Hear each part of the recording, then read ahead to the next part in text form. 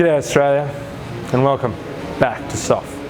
Here with Frangipani, and we're about to get seriously toed. Okay? Diving in, we're going to have a look down at your toes, and I want you to tag a friend and find someone that you can challenge for this. Chuck it up in your stories. Tag us even. We might throw a hoodie in. Who knows, all right?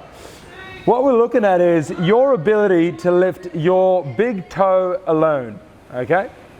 Frank apologizes about her lack of toenail decency, but all in all, she's pretty good, okay? What we're looking at is obviously keeping the rest of the toes flat and just lifting the big toe up. This tendon attaches up to a muscle that runs right up your shin, all the way up the leg, and really helps contribute to the way you produce force and transmit force through your feet, your ankles, and down the rest of your legs. So this muscle is called your flexor hallucis longus. It's quite a mouthful. Sounds like a spell on Harry Potter. Nonetheless, if you cannot lift that toe, you've probably got a poor recruitment of that muscle, and if you've got poor recruitment of that muscle, you're probably going to have compromised distribution of load. Quite a mouthful, getting a little bit technical, but it's super important. The reason being, if Frank turns side on, okay, and if she takes this foot forward, and if we sort of mimic the back end of her walking gait, so a walking pattern, what we really need is that to happen.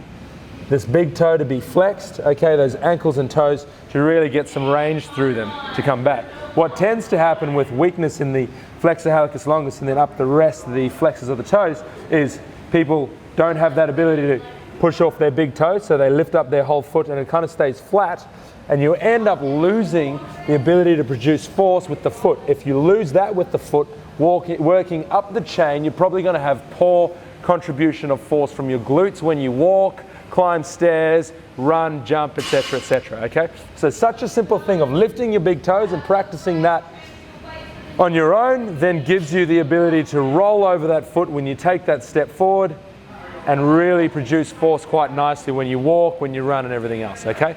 Simple little drill, pretty silly. Practice lifting your big toes. Try not point your index fingers as you do it. That's the challenge. Ultimately, you're going to have a happier, healthy foot and leg mechanics, less injury, and better movement. Go try it out now.